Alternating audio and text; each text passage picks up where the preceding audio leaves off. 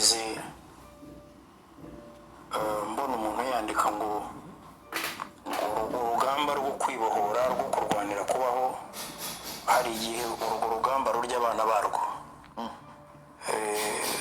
kuko wenda icyo gisobanuro simbizi uko umuntu yabivuga ariko dushobora no kujya muri experience no mu yandi mateka umuntu nkuriya birumvikana n'umuntu wamenyekanye hagati guhuza igisirikare n'abaturage gusobanura impamvu kimwe mu mbwirwaruhame ntazibagirwa ni igihe abwira bari abantu bose b'abacanshuro n'ibihugu byose byari biri hariya yarabibwiye ati mwebwe murarwanira amafaranga ariko twebwe turarwanira kubaho ni ukuvuga ngo rero umuntu urwanira kubaho urupfu rwe cyangwa amaraso ye hari igihe atera imbaraga abasigaye iyi experience ushobora kujya kuyishaka no mu mateka yacu ya vuba Fred Rwigema ba Chris Munyenyezi na Babayingana bapfuye mu bihe bikurikiranye urupfu rwa Fred Rwigema batubwira ko yapfuye ku itariki ya 10 z'ukwa 10 muri 90 Babunyenyezi bapfuye nka nyuma y'iminsi 20 niba atari kuri 23 wafonga urumva mu gihe gupfusha commanders bo kuri ruya rwego ngira ngo uziko byo batubwiye His Excellency Atarana hari yari muri Amerika aza kongera gutangira bundi bushya ariko nibuka ku kintu bise ya ndirimbo ya Bikindi avuga ngo kuri 15 igitondo gitangaje ka gitumba turayigarura sibyo uzumva ibintu avuga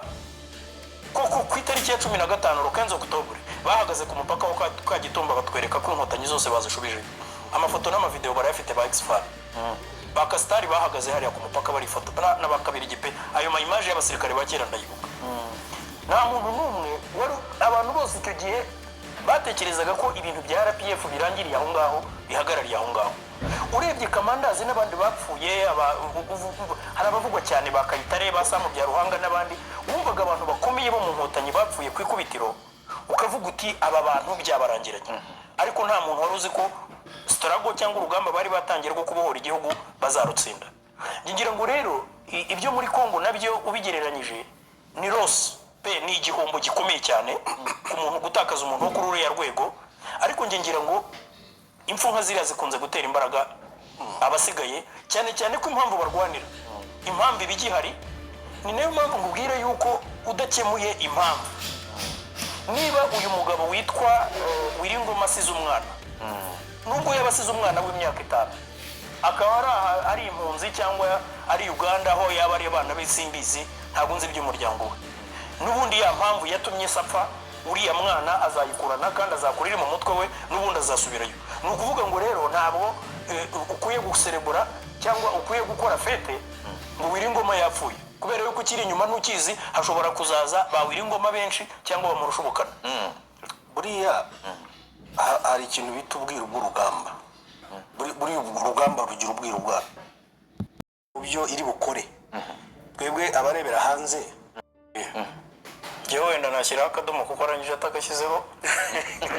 ariko ntabwo ndi bujye kure kuko na cya kibazo cy'iminota mike wifitiye ikigaragara nuko tout simplement nkuko yabikubwiye iyo hariho agahenge noneho uruhande rumwe rukarasa urundi ibyo bitero abantu babiguyemo byose byitwa ibyaha by'intambara ni war crimes ni ukuvuga ko urupfu rwa Wiringoma ugiye kureba ugasanga rwabaye mu gihe cy'agahenge cya Seserof ni crime de guerre kuko ntabwo muri icyo gihe cyari igihe cy'imirwano ibyo n'amategeko mpuzamahanga sinjye yashyiraho ariko ni ikibazo nyine nkuko twakomeje kubivuga twakomeje kuvuga intege nke z'aya mategeko akenshi ubutabera bukorwa n'abatsinze ubutabera bukorwa n'abatsinze ariko buriya bo baravuga ko bishe ikihebe baravuga ko bishe inyeshyamba ariko kugeza ubu ngubu ntabwo agahenge Seserof cyangwa ceasefire ntabwo ari one way ziba ari impande zombi ni ukuvuga ko rero ntabwo ceasefire ivuze gufata uruhande rumwe ngo urwohere amaboko inyuma noneho urundi ruze rurase hari abantu abanyamategeko b'abafana njye numva bavuga ngo muri ceasefire ngo iyo leta ngo ikomeza kugira bwa burenganzira bwa legitime defense ngo leta yikomeza kugira bwa burenganzira bwo kwirwanaho nk'igihugu cyatewe iyo cyatewe n'inyeshyamba iyo abantu bagiye muri processes y'ibiganiro bakajya kuganira sibyo hari presumption yuko impande zombi zingana kuri ayo meza y'ibiganiro hagati hari icyo bita egalite de parti hagati y'izo mpande zombi zirimo kuganira gusa nkunda kubivuga ko ikibazo cy'amategeko mpuzamahanga nuko ari amategeko cyane cyane yerekeranye n'intambara usanga yarakozwe muri context y'intambara interstate hagati y'igihugu n'ikindi ibi by'imitwe y'inyeshyamba n'ibi byitwa bya civil war ujya gushakisha ahantu wabishakira muri aya mategeko muri izi traité zo muri 49 n'imigereka yazo yo muri 77 ukajya gushaka ahantu washakira inyeshyamba iyo bavuze les belligérants iyo bavugaga les belligérants bisobanuye les deux états en conflit noneho kuvuga ngo umutwe w'inyeshyamba urwana na leta ujya gushakisha aho hantu ntubibone ariko niba abantu baganiriye hakajyamo ibintu byitwa cessez-le-feu ni ukuvuga yuko izo mpande zombi zagiye ku ruhande zahawe uburenganzira bungana ku meza y'ibiganiro hors de question yo kuvuga ngo wowe uri leta wowe uri inyeshyamba jewe ndanakurasa nubwo twaba turi muri ceasefire ubu rero dushobora kubona intambara yero yigarutse ishobora kuza cyangwa n'ubu nta n'iki iby'agahenge tubyibagirwa cyangwa n'ubu nta n'iki kubwira ko idahari kuko none se ninde wakishe kugeza ubu ngubu uruhande M23 iyo uyu munsi ifite impamvu zumvikana zo gukomeza intambara kuko n'urundi ruhande rwaviyo yagahengwe none icyo gihe le mediateur nabona ko umuriro watse niwe azongera ahamagarira parti yongera ababwira atari ko byagenze bite muri mu biki ariko kugeza ubu ngubu niba DRC iviyo yagahenge le mediateur nawe akicecekera M23 iri en position yo kwirwanaho donc mu buryo kandi buri legitime yego nuko twabisoza hari umuntu mukanya wanyandikiye arambwira ati nari ndimo kubisoma yambwiye ngo mwabishokoje uko byogoshe ubwo ni mwebwe ntabwo ari ngewe nabahaga ntiyavuye amasezerano gusa ariko yishe na international humanitarian law international humanitarian law yarayiviyoye icyo bisaba icyo bivuze biha uburenganzira biha legitimacy M23 kuba yagira ikikora kuko grounds zose zatangaga icyizere cyuko abo irimo ikorana nabo bari mu nyungu koko muri ibyo bita goodwill cyamaze kuvaho icyizere cyarangiye ariko urwego rwa goodwill hagati y'abahanganye ariko no mu mategeko mpuzamahanga y'intambara bayishe icyo gihe rero M23 na AFC ifite uburenganzira ibyo yahitamo gukora ubu byose biri justifié byaba ari mu rwego rwo kwirwanaho ufite nuko tubona ko Wiringoma yapfuye ariko hari ikintu hari imbaraga hari ikintu gikomeye cyane cyubakiwe M23 kubijyanye no kugaragariza isi yuko abo ifite mu korana ngo barebe ko bashaka amahoro batayashaka mu buryo buri kategoriko mu buryo bwa international collaboration ubufatanye mpuzamahanga biragaragara ko nta n'umwe ubiriho bikayereka ko niyo yonyine iracyari yonyine kandi nizigira cyangwa ukibura justification barayifite yo kuba nyuma y'ibibaye bafite bafite hari bure legitimacy ni bafite impamvu yumvikana iri justified yo gutegura igikorwa icyo ari cyo cyose gishobora kubagezaho kibageza nyuma y'aha ngaha kandi biri justifiye mu nzego zose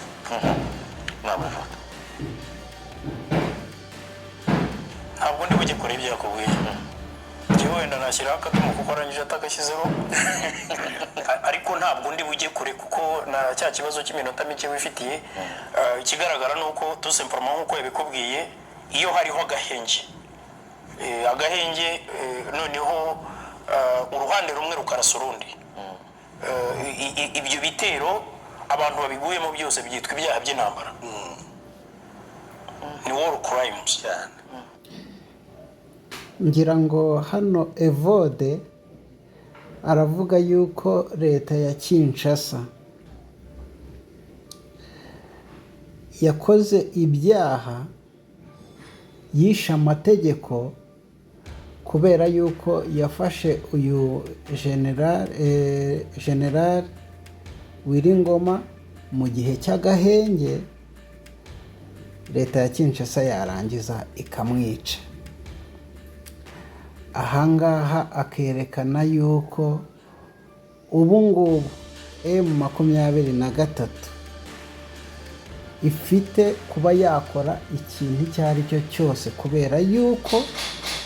leta ya Kinshasa yishe amasezerano. Ariko kandi nubwo uyu nguyu senateri, uyu nguyu Evode avuga yuko leta ya Kinshasa yishe amategeko ikarasa kuri M23 yuko ibi ngibi bigize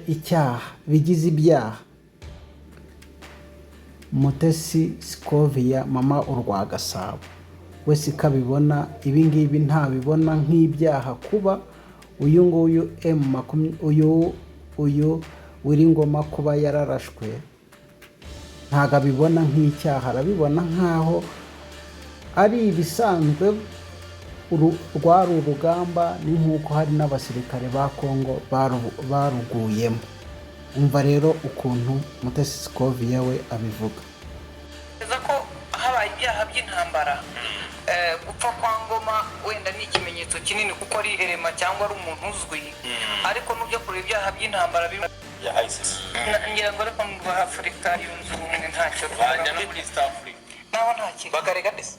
karega ko kubera ko bahuriyemo no mu bayiregase. urukiko Soborome wigeze kujya mu nkuru akavuga ko rudakora kubera igihe bibaye rwari ngira ngo rwagiye rwa leta ishami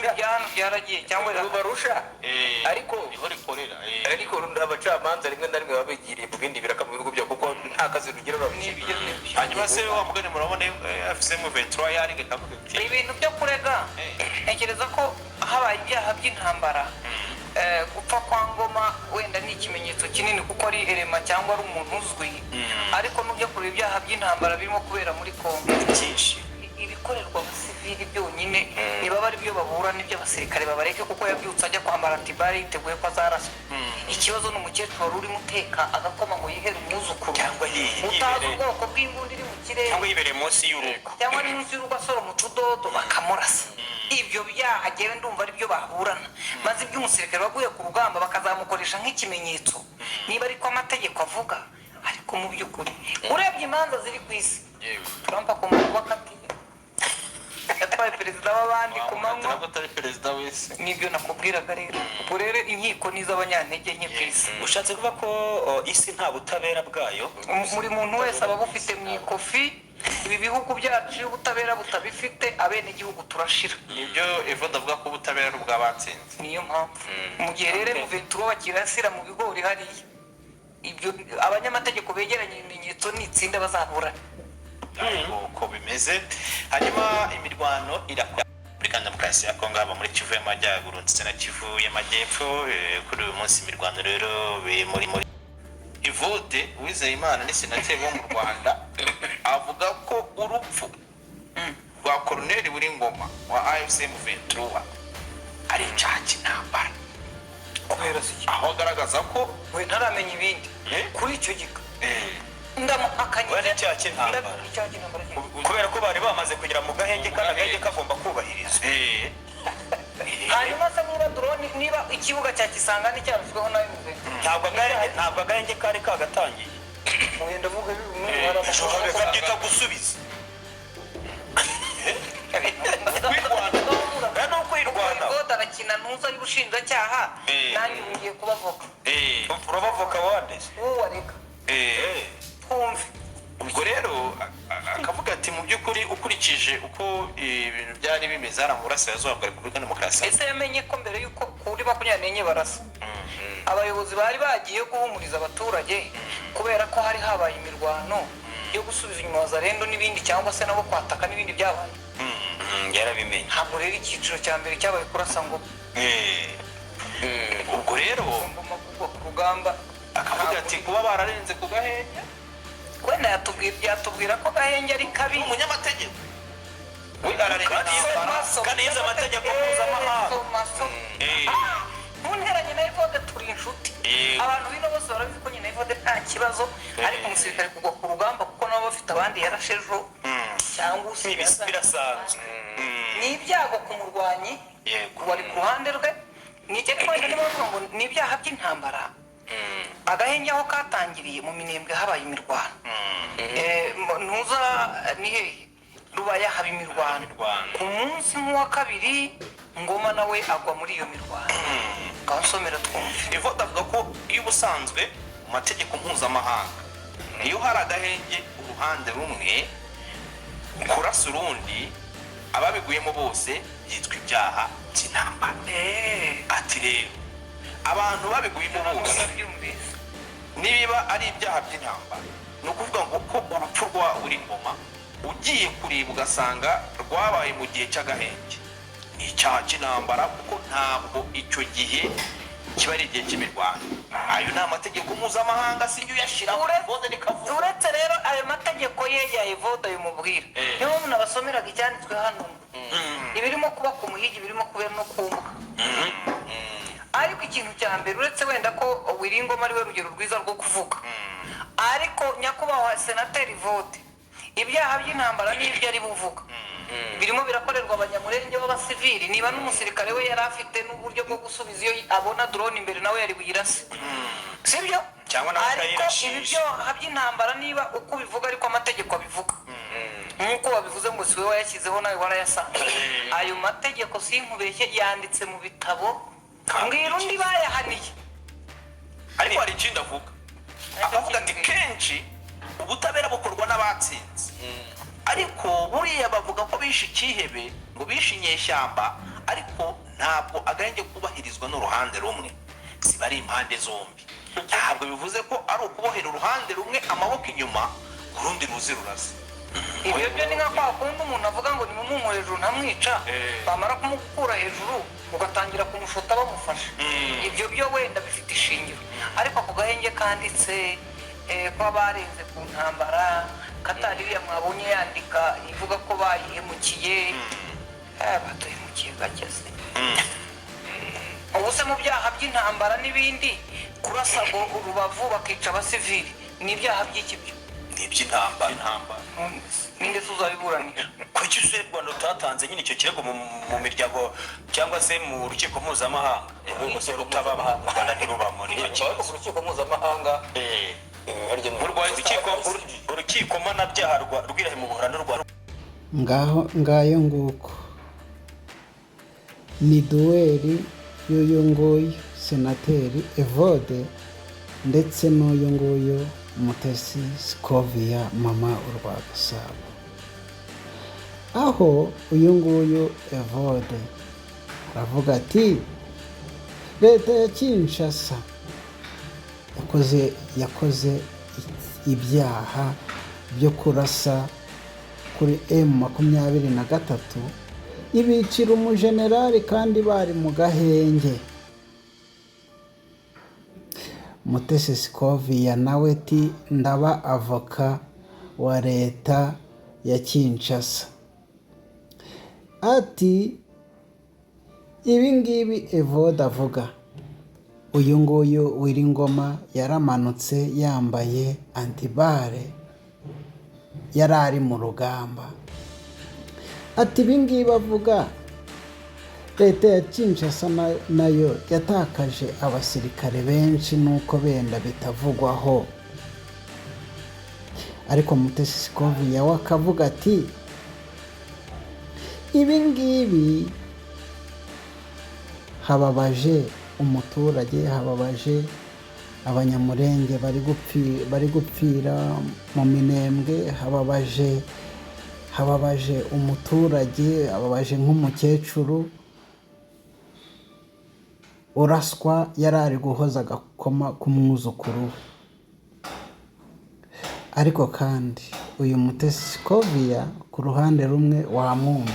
ariko kandi utirengagije n'uruhande rw'uyu nguyu Evode,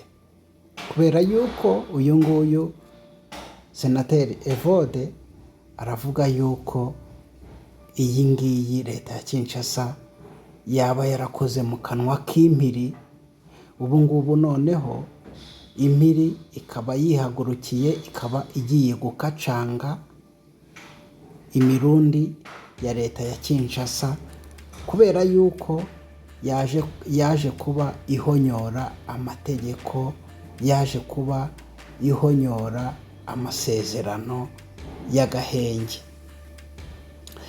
Ariko kandi uyu nguyu Mutesi Scovia akavuga ati nta gahenge, nta gihe intambara yigeze ihagarara, ibyo ngibyo ni ibyo kwitwaza. Ati ndetse ahangaha ntago amategeko yubahirizwa. Ariko kandi nubwo Mutesi Scovia avuga ibi ngibi,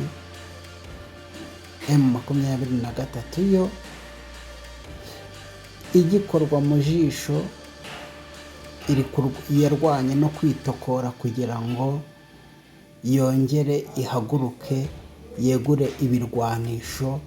yongere kwivuna umwanzi cyangwa se yihorere.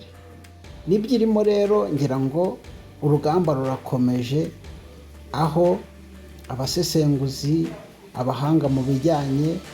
n'intambara bavuga yuko uyu mutwe wa M23 ibice ugiye kuba ufata, ndetse harimo n'iyi ngiyi Uvira, uyu mutwe noneho wa M23 bitoroshye kuba wazongera gusubira inyuma ikarekura uduce yafashe nk'uko byagiye bigenda mu bihe bigiye bitandukanye. Iyi ni duweri rero y'uyu nguyu Mutesi Scovia ndetse n'uyu nguyu senateri Evode. Ariko kandi nawe hari uko ubyumva. Ese koko M23 ifite ishingiro kubivuga yuko yiciwe umusirikare ukomeye kandi bari mu gihe cy'agahenge? Ese koko iyi leta ya Kinshasa ibi ni ibyaha yakoze yakabaye iri kubibazwa, cyangwa se n'ubundi nta gahenge kabayeho, urugamba n'ubundi rwarakomeje? Ese koko leta ya Kinshasa ifite rezo kuba yararashe kuri M23 ndetse ikica n'umusirikare wayo ukomeye Wiringoma, Colonel Wiringoma? Reka ngusabe kugira ngo nawe ujye aho hasi muri komenti udusharinge ibitekerezo uko byumva. Iki ni igitekerezo cya Evode, senateri Evode, umunyamategeko, ndetse n'umwinfluencer Mutesi Scovia, mama urwa Gasabo. Reka ngushimire wowe wari ukurikiye iyi video. Ntugende udakoze subscribe, ndaje dukomeze n'izindi nkuru, turahababereye, kandi mutugirire icyizere, mudushyigikire, kubera ko inzu yose ikenera support, ikenera amabuye, ikenera umucanga kugira ngo yuzure, ikenera amasima, ikenera amaferabeto, ikenera n'amakaro, ikenera amarangi, ikenera byose, ikenera ibintu byinshi. Reka namwe mutubere amaboko, mutubere ingazi yo kuzamukiraho, komeze tuzamuke muri subscribe, natwe tuzahababera mu nkuru zigiye zitandukanye. God bless. Ciao.